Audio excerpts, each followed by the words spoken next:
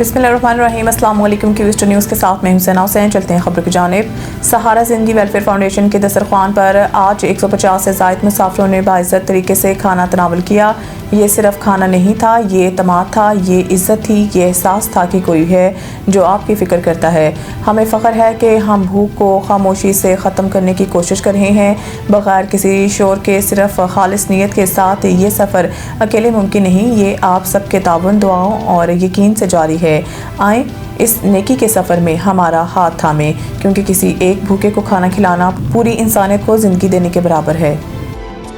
Saeed international हस्पताल, मियारी इलाज, जदीद सहूलियात और बेहतरीन निगहदाश्त सब एक ही जगह।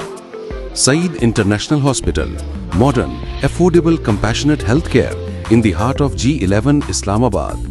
0331 111 0675।